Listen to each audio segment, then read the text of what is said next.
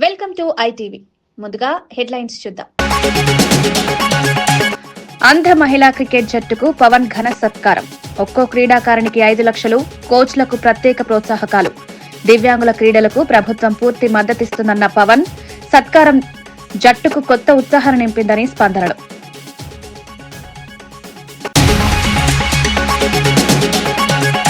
విశాఖలో కాగ్నిజెంట్ శాశ్వత క్యాంపస్ కు శంకుస్థాపన. ఎకరా భూమిని 99 పైసలకే కేటాయించామని వెల్లడించిన మంత్రి లోకేష్. దావోస్ లో తన పుట్టినరోజున ఒప్పందానికి బీజం పడిందని వెల్లడి. ఏపీలో స్పీడ్ ఆఫ్ డూయింగ్ బిజినెస్ కు ఇదే నిదర్శనమని వ్యాఖ్య.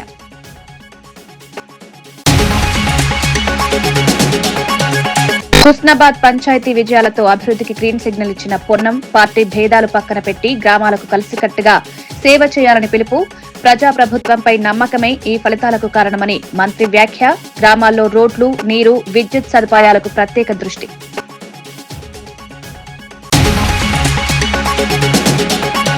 అఖిలీ మద్యం కేసును దాచే ప్రయత్నం చేస్తున్నారన్న వైసీపీ ఆరోపణ.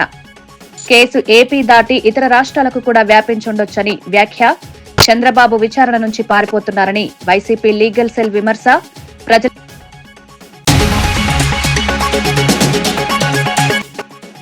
ఉప్పల్ స్టేడియంలో సాయంత్రం Messi, CM Revanth Reddy football match ఏర్పాట్లు చేసినట్లు రాచకొండ సిపి వెల్లడి. మ్యాచ్ కోసం 2500 మంది పోలీసులతో భద్రతా ఏర్పాట్లు. టికెట్లున్న వారికి మాత్రమే మ్యాచ్ కు రావాలని సూచన. స్టేడియంలో మెస్సీ పాల్గొనబోతున్న ఫుట్బాల్ మ్యాచ్ నేపథ్యంలో రాచకొండ పోలీస్ కమిషనర్ సుధీర్ బాబు భారీ భద్రతా ఏర్పాట్లను ప్రకటించారు. స్టేడియం లోపల, బయట 360 డిగ్రీల భద్రతా వలయం ఏర్పాటు చేయబడింది. ప్రేక్షకుల ప్రవేశం, వీఐపీ కదలికలు, ట్రాఫిక్ నిర్వహణకు ప్రత్యేక ప్లాన్ సిద్దమైంది. యాంటీ సబోటేజ్ టీంలు, బాంబ్ డిస్పోజల్ స్క్వాడ్లు, డ్రోన్ సర్వేలెన్స్ వ్యవస్థలు ఇప్పటికే పనిచేస్తున్నాయి. భారీ జనసందోహం దృష్ట్యా మార్గదర్శకాలు జారీ చేసి ట్రాఫిక్ డైవర్షన్లను అమల్లోకి తెచ్చారు. అంతర్జాతీయ స్థాయి ఈవెంట్ గా భావిస్తున్నందున ఎలాంటి లోపాలు లేకుండా చూడాలని కమిషనర్ తెలిపారు. సో ఎవరైతే పాస్లు ఉండవో వాళ్ళు స్టేడియం దగ్గర రావద్దు. మెస్సీ గారికి ఈజ్ గాట్ జెడ్ కేటగిరీ బందోబస్తు. ట్రాఫిక్ పర్స్పెక్టివ్ లో గ్రీన్ ఛానల్ లో ఆయన ట్రావెల్ చేస్తారు. So vehicle will be moving very speed. So there is no chance of seeing him also. మీరు అతను చూడొచ్చు అని స్టేడియం దగ్గరకు వస్తే కనబడుతుంది అనుకుంటే that is also not possible. You use public transportation. Most advanced drone తో మేము ఎంటైర్ ప్రాసెస్ మానిటర్ చేస్తాం. ఎనీ ఇన్వాల్వ్ రాంగ్ థింగ్స్ లో మాల్ ప్రాక్టీస్ ఇన్వాల్వ్ అయితే క్షణంలో పట్టుకొని పిన్ పాయింటెడ్ గా అతనికి వెళ్ళి అతన్ని పట్టుకొని న్యూట్రలైజ్ చేయడానికి ఎఫర్ట్స్ ఉన్నాయి. Any laptops, banners, water bottles, cameras, cigarettes, umbrellas, electronic items, matchbox, any sharp metal or plastic objects, binoculars, pens, then batteries, helmets, perfumes, bags, outside eatables. ఇవన్నీ లోపలికి అలౌ చేయము. ప్రపంచ కప్ విజయం సాధించిన భారత మహిళా అందుల క్రికెట్ జట్టుకు ఆంధ్రప్రదేశ్ ఉప ముఖ్యమంత్రి పవన్ కళ్యాణ్ ఘన సన్మానం చేశారు. మంగళగిరి క్యాంపు కార్యాలయంలో వారికి ప్రత్యేకంగా అభినందనలు తెలుపుతూ ఒక్కో క్రికెటర్ కు 5 లక్షలు, కోచ్లకు 2 లక్షల చొప్పున ప్రోత్సాహకాలు అందించారు. అదనంగా పట్టు చీరలు, జ్ఞాపికలు, కొండపల్లి బొమ్మలు, అరకు కాఫీ వంటి ప్రత్యేక బహుమతులు అందించి సత్కరించారు. దేశం కోసం పోరాడిన ఈ మహిళలు తమ ధైర్య సాహసం, నిబద్ధత ద్వారా కోట్లాది మందికి స్ఫూర్తిగా నిలిచారని పవన్ పేర్కొన్నారు. దివ్యాంగుల క్రీడలకు ప్రభుత్వం మరింత సహకారం అందిస్తుందని తెలిపారు. ఈ సత్కారం జట్టులో కొత్త ఉత్సాహాన్ని నింపింది.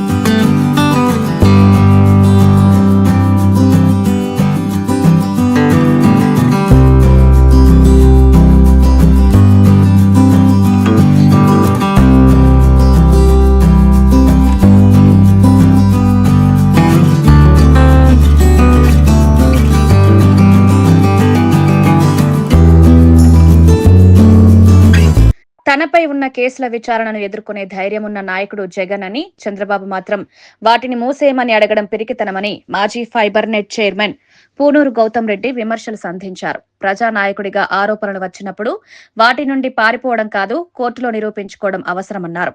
కేసుల్ని విత్డ్రా చేయమని అడిగే చంద్రబాబు వైఖరి ఆయన రాజకీయ నైతికతపై ప్రశ్నలు లేవనెత్తుతుందన్నారు. ఆత్మవిశ్వాసమున్న నాయకుడు, ప్రజల విశ్వాసమున్న నాయకుడు ఎప్పుడూ న్యాయస్థానం ఎదుటే నిలబడి నిజం చెప్పగలడని జగనే అందుకు ఉదాహరణ అన్నారు. ప్రజలు నాయకుల నిజాయితీని గమనిస్తున్నారని, భవిష్యత్తులో రాజకీయ తీర్పు కూడా దానికి అనుగుణంగా ఉంటుందని వ్యాఖ్యానించారు. పిరికి పందలాగా వీటన్నిటిని క్లోజ్ చేయించుకుంటున్నావు. నీకు ధైర్యం కనుక ఉన్నట్లయితే విచారణకి హాజరవు. ఇచ్చినటువంటి దాంట్లో ఏదైతే వస్తుందో వాటన్నిటిని కూడా ఎదుర్కో. విచారణని ఎదుర్కోలేనటువంటి పిరికితనంగా క్లోజ్ చేసుకోవడం జరుగుతోంది. ఈ క్లోజర్ అనేటువంటిది ఎటువంటి పరిస్థితుల్లో కూడా సుప్రీంకోర్టులు, హైకోర్టులు యాక్సెప్ట్ చేయవు. వాటిలో స్పష్టంగా కూడా ఉంది, ఎకనామికల్ అఫెన్సెస్ లో కాంప్రమైజ్ గానీ ఎత్తివేయటం కూడా జరగదు. ఒకసారి కనుక ఎత్తివేయటం జరిగిందంటే ఏ ఆఫీసర్ అయితే ఉన్నాడో వారిపైన చర్యలు కూడా తీసుకుంటారని కూడా స్పష్టంగా చెప్తున్నాం. ఏపీఎస్ఎఫ్ కి సంబంధించి నువ్వు ధైర్యస్తుడు కనుక అన్నట్లయితే డైరెక్ట్ లో కోర్టులో ఛాలెంజ్ చేసుకుని ఫైల్ చేయడానికి రా. ఇంతేగాని ఈ రకంగా క్లోజ్ చేసుకోవటం, ఈ రకంగా భయభ్రాంతుల్ని ఆఫీసర్స్ ని క్రియేట్ చేసి సంతకాలు పెట్టించుకోవడం సరైనటువంటి కాదని కూడా అంటున్నాం. ఈ 2015 ఇవ్వటం అనేటువంటి జరిగింది. అంటే దాని అర్థం ఏంటి? అప్పటికి తెరాసాఫ్ట్ లో వాళ్ళు అతను డైరెక్టర్ గా ఉన్నాడు, టెండర్లు ఇంకా అప్పటికి పిలవలా. అప్పటికి ఈయన ఏమయ్యాడు? 2015 ఈయన ఆల్రెడీ ఒక సస్పెన్షన్ గురై ఉన్నాడు. టెండర్లు పిలవడానికి వీలు లేకుండా ఇతని పైన ఒక ముద్ర కూడా వేస్తున్నారు. ఇదిగోండి, తెరాసాఫ్ట్ కి సంబంధించి అతను ఎప్పుడు దీనిలో ఉన్నాడు, ఎప్పుడు దీన్ని సంబంధించినంత వరకు కూడా మరలా రీబ్యాక్ అయ్యి దానికి వచ్చాడు. వచ్చిన తర్వాత లిఫ్ట్ అప్రూవ్ చేశారు. సంవత్సరం ఇస్తే సంవత్సరం కాదని చెప్పేసి 3 నెలలకే లిఫ్ట్ చేయడం. 6వ తారీఖునే డైరెక్ట్ గా వాళ్ళందరికీ కూడా దీన్ని లిఫ్ట్ చేశామనేటువంటిది కూడా చెప్పడం. 7-8 టెండర్లు పిలిస్తే 6వ తారీఖునే లిఫ్ట్ చేయించుకోవడం, ఇవన్నీ కూడా చేయటం అనేటువంటి జరిగింది. దీన్ని బేస్ చేసుకుని ఆయన్ని దీనిలోంచి తీసేశారు. ఏది? తెరాసాఫ్ట్ లోంచి మేము డైరెక్టర్ గా ఈయన లేడు కాబట్టి మాకు ఎలిజిబిలిటీ ఉంది, మాకు ఇదంతా కూడా ఇవ్వండి అని చెప్పేసి 8/9/2015 8/9/2015 డైరెక్ట్ గా ఇవ్వటం అనేటువంటి జరిగింది. అంటే దాని అర్థం ఏంటి? అప్పటికి ఈయన టెండర్లో నకిలీ మద్యం కేసులో చంద్రబాబు వైఖరిపై వైసీపీ లీగల్ సెల్ అధ్యక్షుడు మనోహర్ రెడ్డి ఆరోపణలు తీవ్రంగా మారాయి. ఈ కేసు ఏపీకి మాత్రమే కాకుండా ఇతర రాష్ట్రాలకు కూడా వ్యాపించి ఉండవచ్చని తెలిపారు. కల్తీ మద్యం తయారీ యూనిట్లు, సరఫరా మార్గాలు ఇంకా పూర్తిగా బయటపడలేదని, దీన్ని వెలికి తీయడానికి ప్రభుత్వం సమగ్ర విచారణ చేయాల్సిన అవసరం ఉందన్నారు. ఇదే సమయంలో చంద్రబాబు తనపై ఉన్న కేసులను విచారణ చేయకుండా విత్డ్రా చేయమని కోరడం పిరికితనమని వ్యాఖ్యానించారు. నిజంగా నిర్దోషి అయితే కోర్టులో విచారణను ఎదుర్కోవాలని, పారిపోవడానికి ప్రయత్నించడం ప్రజాస్వామ్య విలువలకు విరుద్ధమన్నారు. నిప్పు అని చెప్పుకునే నాయకుడు నిజం ముందు నిలబడాలని, ఈ కేసులో ప్రజలు సమాధానాలు కోరుతున్నారని మండిపడ్డారు. నిల్వ ఉంచేదానికి ఇబ్రహీంపట్నం కూడా తరలించాము. అక్కడి నుంచి కూడా మేము రాష్ట్ర వ్యాప్తంగా అమ్మకాలు మొదలు పెట్టామని చెప్పి అనకాపల్లి, పాయకరావుపేట, నెల్లూరు, ఇట్లా మొత్తం రాష్ట్రమంతా ఈ నకిలీ మద్యం విస్తరించిన విషయం మనందరికీ తెలుసు. అయితే ఇది ఒక రాష్ట్రానికి పరిమితం కాలే, ఇది అంతర్రాష్ట్ర నకిలీ మద్య కేసు. ఇది ఒడిశాకు, కర్ణాటక, తమిళనాడు ఈ అన్ని ప్రాంతాలకు కూడా ఈ కేసు విస్తరించిన పరిస్థితి. సరే, వీళ్ళు అరెస్టు చేసిన తర్వాత అద్దేపల్లి జనార్దన్ రావు వీళ్ళంతా జోగి రమేష్ను ఎట్లా ఇరికించాలని, ఎట్లా ట్రాప్ చేయాలని ఏదో ఒకటి చేసి యాడింగ్ మెమో వేసి అతను చెప్పాడు కాబట్టి ఇతనికి సంబంధాలు ఉన్నాయని చెప్పి జోగి రమేష్ గారిని, వాళ్ళ తమ్ముడిని ఈ కేసులో ఇరికించడం జరిగింది. దీనిలో దాదాపు 4 కేసులు రిజిస్టర్ అయ్యాయి. 4 కేసుల్లో కూడా వివిధ రకాలైన ముద్దాయిలు ఉన్నారు. చంద్రబాబు నాయుడు గారు, మన గౌరవ ముఖ్యమంత్రి 12/10/2025 ఓ ప్రెస్ మీట్ పెడతాడు. ప్రెస్ మీట్ పెట్టి తనకు వీర విధేయులైన వారితో ఒక సిట్ ఏర్పాటు చేశాడు. తర్వాత 13/10/2025 ఈ అద్దేపల్లి జనార్దన్ రావుతో ఒక వీడియో రికార్డ్ చేయించి పోలీసు కస్టడీలో ఉన్నప్పుడు అది చేయకూడదు, అది చట్ట విరుద్ధం, దాన్ని రిలీజ్ చేయకూడదు పోలీస్ మాన్యువల్స్ ప్రకారం కానీ క్రిమినల్ చట్టాల ప్రకారం కానీ దాన్ని రిలీజ్ చేయించారు అదే పనిగా. జోగి రమేష్కు వ్యతిరేకంగా మీడియాలో, సోషల్ మీడియాలో, వాట్సాప్ మెసేజ్ల ద్వారా, అదేవిధంగా ఫేక్ ఐవీఆర్ఎస్ కాల్స్ ద్వారా రాష్ట్ర వ్యాప్తంగా ప్రచారం చేశారు. దానిపైన కంప్లైంట్ ఇచ్చారు జోగి రమేష్ గారు. ఈ ఐవీఆర్ఎస్ కాల్స్ ఎక్కడి నుంచి వస్తున్నాయో వాళ్ళపైన చర్యలు తీసుకోండి అంటే కనీసం కేసు కూడా రిజిస్టర్ చేయలే. తర్వాత నిన్ననో మొన్ననో జయచంద్రారెడ్డి పిఏ రాజేష్ అరెస్ట్ అయ్యాడు. అతను చెప్పింది కూడా ఒకటే, మా యజమాని ఎట్లా చెప్తే, మా జయచంద్రారెడ్డి ఏం చెప్తే అదే మేము ఇది చేశాము అని. కానీ దీంట్లో ఆశ్చర్యకరమైన విషయం ఏంటంటే, ఈ ప్రభుత్వానికి నిజంగా చిత్తశుద్ధి ఉంటే, ప్రజల ఆరోగ్యం పైన చిత్తశుద్ధి ఉంటే ఏం చేయాల్సింది? దీంట్లోని సమగ్ర మూలాలను బయటికి తీయాల్సిన బాధ్యత ఈ రాష్ట్ర ప్రభుత్వం పైన ఉంది. ఇంతవరకు ఆ వైపు ఇన్వెస్టిగేషన్ జరిగిందా? ఎక్కడా జరిగినట్టు కనిపించడంలే. ఏ కుటీర పరిశ్రమల్లో, ఏ ఫ్యాక్టరీల్లో ఎంత నకిలీ మద్యం తయారైంది, దీనికి సమాధానం లేదు. ఇన్వెస్టిగేషన్ ఆ వైపు లేదు. ఏ మద్యం షాపులకు ఎంత కల్తీ మద్యం సరఫరా చేశారు అంటే అందుకు కాకినాడ సినిమా రోడ్ వద్ద ఈ నెల 9న జరిగిన కీర్తి సత్యనారాయణ హత్య కేసులో కీలక పురోగతి జరిగింది. పాత మనస్పర్ధలు, మద్యం మత్తు ఈ దారుణానికి కారణమై ఉండొచ్చని పోలీసులు నిర్ధారించారు. బాధితుడిని చెప్పులు కుట్టే చాకుతో పొడిచి హత్య చేసినట్లు నిందితుడు అత్తిలి రంగా విచారణలో అంగీకరించాడు. ఘటనా సమాచారం అందుకున్న పోలీసులు వేగంగా దర్యాప్తు చేపట్టి సాక్ష్యాల ఆధారంగా నిందితుడిని గుర్తించి పట్టుకున్నారు. ప్రస్తుతం అతన్ని రిమాండ్కు తరలించగా కేసుకు సంబంధించిన అదనపు సమాచారాన్ని సేకరించేందుకు దర్యాప్తు కొనసాగుతోంది. ఇటువంటి వ్యక్తిగత విభేదాలు ప్రాధాన్యతకి దారితీస్తుండడం పోలీసులు ఆందోళన వ్యక్తం చేస్తూ ప్రజల కోపావేశాలకు లొంగకుండా చట్టపరమైన మార్గాల ద్వారా సమస్యల్ని పరిష్కరించుకోవాలని విజ్ఞప్తి చేశారు.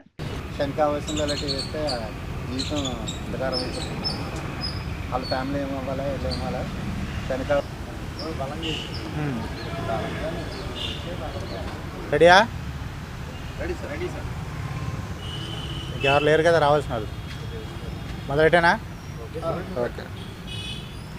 ఈ నెల 9వ తారీఖున కాకినాడ 3వ పట్టణ పోలీస్ స్టేషన్ పరిధిలో ఎస్ఆర్కే సెంటర్ నందు జరిగినటువంటి హత్యకు సంబంధించి హత్యా నేరం కింద కేసు నమోదు చేయడం జరిగింది. ఇందులో భాగంగా చనిపోయినటువంటి కీర్తి సత్యనారాయణ అనే అతను చెప్పులు కుట్టే పని చేస్తూ ప్లాస్టిక్ సామాన్లు అవి ఏరుకుంటూ ఉంటాడు ఖాళీ సమయంలో. అతను రాళ్ళ మేరీ అనే ఆమెతో సహజీవనం చేస్తూ అక్కడే పడుకుని ఉంటూ ఉంటాడు. అతను ఆ ప్రదేశంలో ఉంటుండగా అతనికి కొంచెం మద్యం తాగే అలవాటు ఉంది. ఆ తాగిన మత్తులో మార్కెట్లో ఉండే అత్తిలి రంగా అనే వ్యక్తితోటి తరచూ గొడవలు పడుతూ ఉండేవాడు. అదేవిధంగా సంఘటన జరిగిన ముందు రోజు కూడా ఈ తాగిన మత్తులో మృతుడు ఈ అత్తిలి రంగా అనే అతన్ని తిట్టడంతో అతని తల్లిని, భార్యని అసభ్యకరంగా తిట్టడంతో అది మనసులో పెట్టుకుని ఇతను తర్వాత రోజు ఆ ప్లేస్కి వెళ్ళి ఈ అత్తిలి రంగా అనే అతను ఆ మృతుడు కీర్తి సత్యనారాయణతోటి గొడవ పట్టడం జరిగింది. ఆ గొడవలో భాగంగా అక్కడ దొరికినటువంటి చాకుతో చంపాలన్న ఉద్దేశంతో ఆ పర్సన్ని ఛాతీ మీద చాకుతోటి గట్టిగా పడవడంతో ఆ ఇంజూర్డ్కి విపరీతమైన రక్తస్రావం జరిగింది. పక్కన ఉన్న ఆమె సహజీవనం చేస్తున్న ఆమె మేరీ అతన్ని కాకినాడ జీజెచ్కి ఆటోలో తీసుకెళ్తే అతను చికిత్స పొందుతూ అక్కడ చనిపోవడం జరిగింది. ఈ యొక్క ముద్దాయి ఎవరైతే ఉన్నాడో అత్తిలి రంగా అనే అతను ఆ పొడిచినటువంటి చాకుతో సహా అక్కడ నుండి పారిపోయి ఒక ఆటోకి పారిపోయి పరారీలో ఉన్నాడు. ఇమీడియట్గా సంఘటన జరిగిన వెంటనే ఈ విషయాన్ని ఉన్నతాధికారులు తెలియజేయగా మన గౌరవ జిల్లా ఎస్పీ గారు అయినటువంటి బిందు మాధవ్ ఐపీఎస్ గారు, అలాగే కాకినాడ ఏఎస్పీ గారు అయినటువంటి మనీష్ దేవరాజ్ పాటిల్ గారు సంఘటనా స్థలానికి వచ్చి ఈ దర్యాప్తుని వేగవంతం చేయడానికి పలు సూచనలు ఇవ్వడం జరిగింది. అదేవిధంగా విద్య మరియు ఐటీ శాఖ మంత్రి నారా లోకేష్ చేతుల మీదుగా విశాఖపట్నంలో కాగ్నిజెంట్ తాత్కాలిక క్యాంపస్ ప్రారంభమైంది. అంతేకాకుండా సత్వాతో పాటు మరో 7 ప్రముఖ ఐటీ కంపెనీల స్థాపనకు ఆయన శంకుస్థాపన చేశారు. ఈ కార్యక్రమం ఆంధ్రప్రదేశ్లో ఐటీ రంగ విస్తరణకు కీలక మెట్టుగా భావిస్తున్నారు. క్యాంపస్ ద్వారా ఉద్యోగ అవకాశాలు పెరగడం, స్థానిక యువతకు నైపుణ్యాభివృద్ధి అవకాశాలు కల్పించడం ప్రభుత్వ ప్రధాన లక్ష్యంగా లోకేష్ తెలిపారు. రాష్ట్రాన్ని ఐటీ స్టార్టప్ హబ్ గా మార్చేందుకు ప్రభుత్వం వేగవంతమైన చర్యలు తీసుకుంటోందని పేర్కొన్నారు. భవిష్యత్ సాంకేతిక రంగాల్లో పెట్టుబడులను ఆకర్షించేందుకు ఏపీ సిద్ధంగా ఉందన్నారు. ఈ ప్రాజెక్టులు అమల్లోకి వస్తే వేలాది ఉద్యోగాలు, కొత్త పెట్టుబడులు రాష్ట్రానికి రానున్నాయి.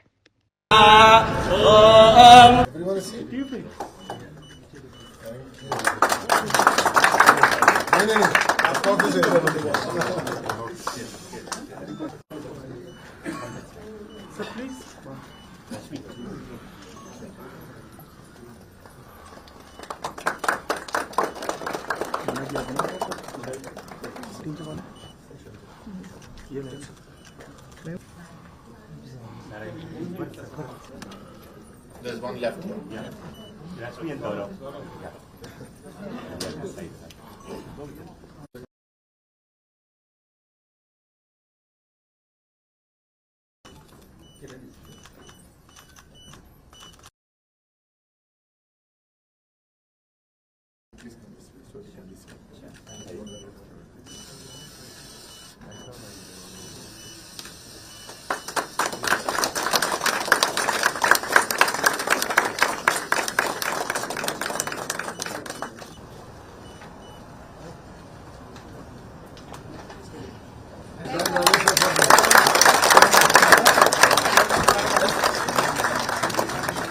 We have roughly 1,400 people who have actually told us that they want to relocate here.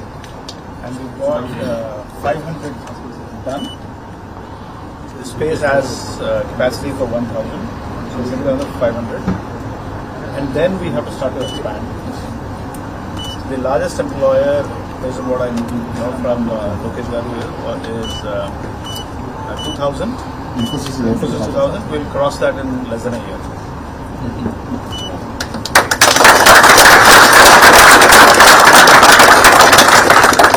All of you are torch bearers. విమానాల సమస్యలపై లోక్సభలో కేంద్ర మంత్రి రామ్మోహన్ నాయుడు ముఖ్యంగా స్పందించారు. ప్రయాణికుల భద్రత, పౌర విమానయాన శాఖకు అత్యంత ప్రాధాన్యత అని స్పష్టం చేశారు. గతంలో డీజీసీఏ రూపొందించిన కొత్త భద్రతా మార్గదర్శకాలను విమాన సంస్థలు ఖచ్చితంగా అమలు చేయాలన్నది ప్రభుత్వ ఆదేశమని చెప్పారు. ఇటీవల పెరుగుతున్న విమాన ఛార్జీలపై ప్రత్యేక దృష్టి పెట్టినట్లు కూడా వివరించారు. దేశవ్యాప్తంగా గాలి ప్రయాణం సాధారణ ప్రజలకు అందుబాటులో ఉండేందుకు చర్యలు తీసుకుంటున్నామని తెలిపారు. ఇండిగోపై వచ్చిన ఫిర్యాదులన్నింటినీ సమగ్రంగా పరిశీలించి తప్పులు చేసిన వారిపై కఠిన చర్యలు తీసుకుంటామని హామీ ఇచ్చారు. ఈ అంశంలో త్వరలో మరిన్ని మార్గదర్శకాలు జారీ చేసే అవకాశం for the people of this country. If it is not there, then it won't be that 3 times in a row one man would have become the prime minister of the country. That is because we are all walk, talk and work for the people of this country and for the common man of this country, and that is going to continue, keeping intact the passenger rights, safety and security of each and every passenger who is flying in this country, and that is the commitment from the government and from the civil aviation. Thank you very much. Amaravati అభివృద్ధిని అడ్డుకోవడం అనేది మొత్తం 175 నియోజకవర్గాల అభివృద్ధిని ఆపేయడమే అని సామాజిక సంక్షేమ మండలి చైర్మన్ పోతుల బాలకోటయ్య మీడియాతో మాట్లాడుతూ విమర్శించారు. వైసీపీ నిరంతరం రాజధాని వ్యతిరేక వైఖరితో వ్యవహరించిందని, రైతుల త్యాగాలను అవమానించిందని ఆరోపించారు. అమరావతి అనేది ఏ ఒక్క పార్టీ ప్రాజెక్టు కాదని, ఇది ప్రజల స్వప్నమని ఆయన వెల్లడించారు. కూటమి ప్రభుత్వం తిరిగి రాజధానిని పటిష్టంగా నిర్మించేందుకు చర్యలు ప్రారంభించిందన్నారు. రాజధానిపై జరిగిన అనేక నిర్ణయాలు చట్టవిరుద్ధమని కోర్టుల ద్వారా నిరూపితమైందని పేర్కొన్నారు. అభివృద్ధికి అడ్డు తిరిగే శక్తులను ప్రజలు తప్పకుండా తిరస్కరిస్తారని విశ్వాసం వ్యక్తం చేశారు. చెప్పాం, నేడు చెప్తున్నాం. అమరావతి అంటే 29 గ్రామాలు కాదు. 29 గ్రామాలు చాలా సౌభాగ్యంగా ఉన్న గ్రామాలు. వాళ్ళ సౌభాగ్యాన్ని, వాళ్ళ పసుపు కుంకుమలని, వాళ్ళ తరాల కన్నీటిని, తరాల నేలల్ని రాష్ట్ర సౌభాగ్యం కోసం ఇచ్చారు. ఈరోజు అమరావతి మీద ఏదన్నా బిల్లు పాస్ అవ్వలేదు అని అనుకోండి, రాష్ట్ర ప్రజలు బాధపడాలి. ఒక ముఖ్యమంత్రి చంద్రబాబు నాయుడు గారికే బాధ కాదు, రైతులు బాధపడాలి, రాష్ట్రంలో 3 ప్రాంతాలు బాధపడాలి. అంతే తప్ప ఆనందపడకూడదు. ఈ రాష్ట్రంలో అన్ని రాజకీయ పార్టీలు మేధావులు, సంఘాలు, సమస్త సామాజిక వర్గాలు అమరావతి ఉండాలని కోరుకున్నాయి. ఆ నిదానంతోనే 24 యుద్ధానికి వెళ్ళినాయి. సిద్ధం అనుకున్న వాళ్ళకి బుద్ధి చెప్పినాయి. మళ్ళీ ఇప్పుడు అమరావతి మీద ఏది జరిగినా జగన్ సోషల్ మీడియా విపరీతమైన దుష్ప్రచారం. ఆ బిల్లు పాస్ అవ్వకూడదని ఒక ఆనందం. ఈ రోజున ఒక్కసారి మీరు గతంలోకి వెళ్తే 2014 ఉమ్మడి ఆంధ్రప్రదేశ్ విభజన చట్టం ఏం చెప్తుంది? 10 సంవత్సరాల పాటు తెలంగాణ రాష్ట్రానికి, ఆంధ్రప్రదేశ్ రాష్ట్రానికి హైదరాబాద్ ఉమ్మడి రాజధాని. 10 ఏళ్ల తర్వాత హైదరాబాద్ అనే రాజధాని కేవలం తెలంగాణదే. ఇది విభజన చట్టంలో క్లాజ్. పెద్దపల్లి ఎంపీ వంశీకృష్ణ దేశంలో కీలక సమస్యలపై పార్లమెంట్లో చర్చ జరపకపోవడంపై ఆపేక్షించారు. ఇండిగో భద్రతా సమస్యలు, డీజీసీఏ నిబంధనల అమలు, పెరుగుతున్న విమాన ఛార్జీలు, ఢిల్లీ కాలుష్యం, 500 AQI దాటడం, నిరుద్యోగం పెరగడం, రూపాయి విలువ పడిపోవడం వంటి అంశాలు ప్రజల జీవితాలపై నేరుగా ప్రభావం చూపుతున్నాయన్నారు. అయినప్పటికీ ప్రభుత్వం అసలు చర్చ అవసరమైన వాటిని పక్కన పెట్టి శతాబ్దాల కిందటి విషయాలను చర్చించడం ఆందోళనకరమన్నారు. మోడీ ప్రభుత్వం వాగ్దానం చేసిన సంవత్సరానికి 2 కోట్ల ఉద్యోగాల సంగతి ఎక్కడో ప్రశ్నించారు. ప్రజల కోసం ఉండాల్సిన ప్రజాస్వామ్యం రాజకీయ ప్రయోజనాలకు వాడబడుతోందని మండిపడ్డారు. The Delhi pollution is surpassed 500 plus AQI levels. This should have been a parliamentary discussion. The rupee's devaluation, the rupee is falling at an alarming rate. We've all seen Prime Minister Modi talk about the rupee devaluating before he came into power. But today the rupee is in a devastated condition. It's in the ICU. There's no discussion on that. If you take a look at the Delhi situation, the roads, the infrastructure across the country, if you take a look at the Indigo crisis, if you take a look at the pollution crisis, unfortunately these topics are not being entertained to discuss in the parliament. We are discussing about issues which are 150 years old.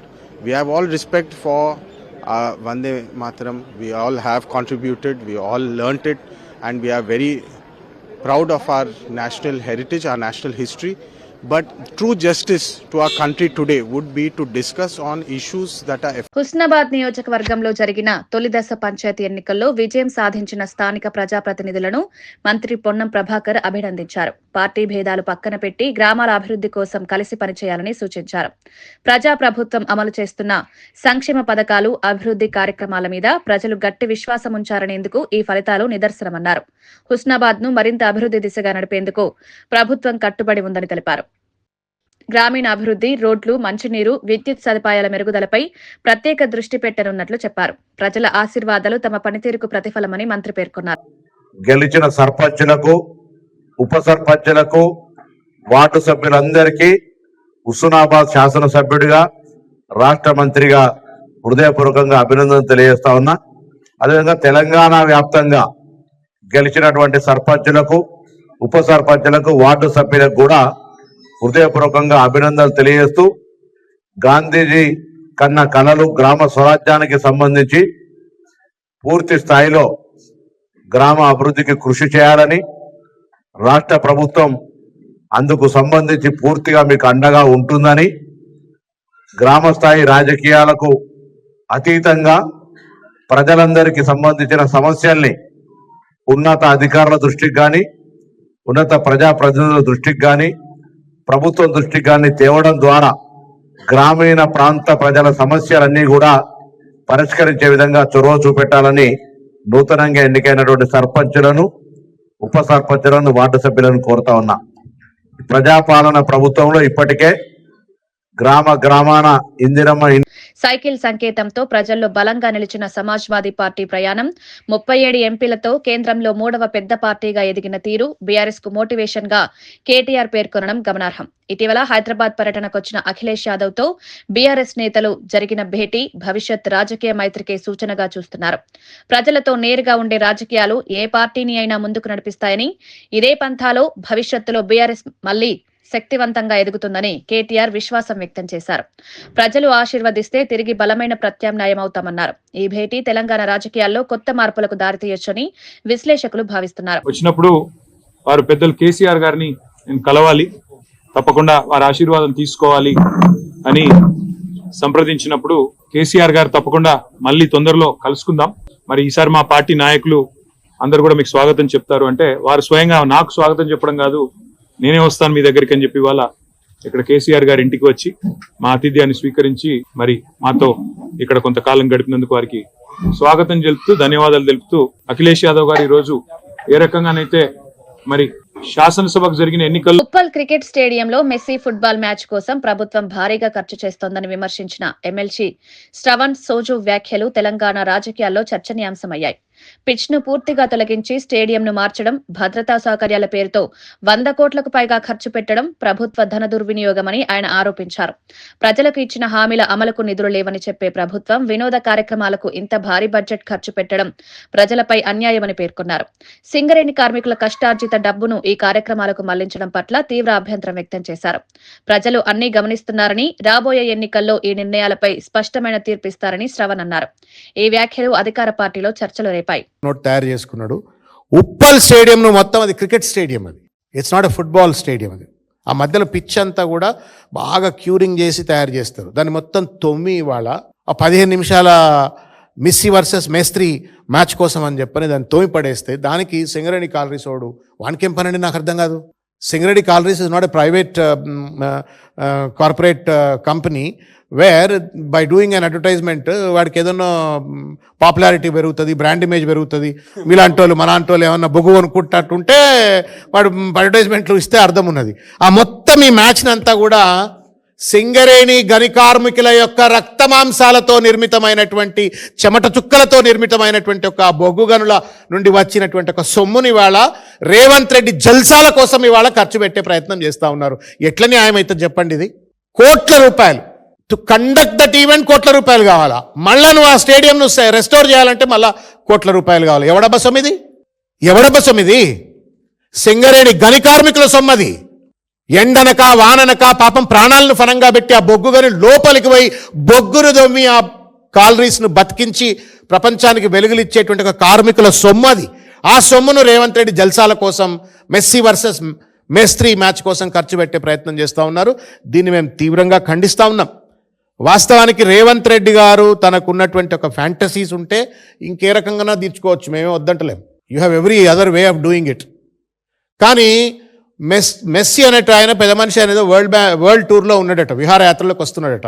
ఆ విహారయాత్రలోకి వచ్చేటోడిని ఈయనేదో స్పెసిఫిక్గా పిలిపించినట్టుగా ఎక్కడ చూసినా ఓటింగ్లు కనబడుతున్నాయి.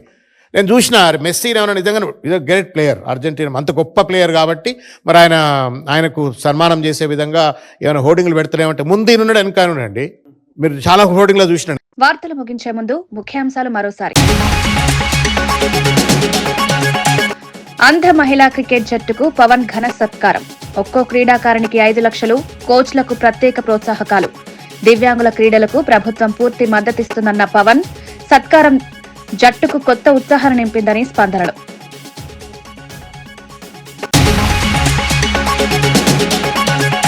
విశాఖలో Cognizant శాశ్వత campus కు శంకుస్థాపన.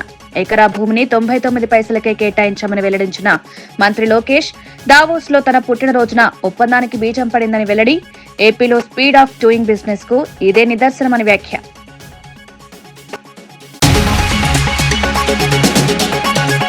హుస్నాబాద్ పంచాయతీ విజయాలతో అభివృద్ధికి గ్రీన్ సిగ్నల్ ఇచ్చిన పొన్నం. పార్టీ భేదాలు పక్కన పెట్టి గ్రామాలకు కలిసికట్టుగా సేవ చేయాలని పిలుపు.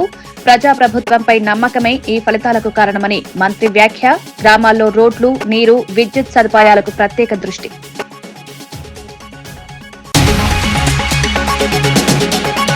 అఖిలీ మద్యం కేసును దాచే ప్రయత్నం చేస్తున్నారన్న వైసీపీ ఆరోపణ. కేసు ఏపీ దాటి ఇతర రాష్ట్రాలకు కూడా వ్యాపించుండొచ్చని వ్యాఖ్య. చంద్రబాబు విచారణ నుంచి పారిపోతున్నారని వైసీపీ లీగల్ సెల్ విమర్శ.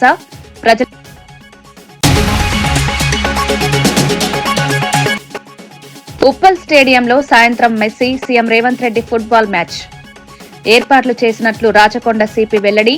మ్యాచ్ కోసం 2500 మంది పోలీసులతో భద్రతా ఏర్పాట్లు.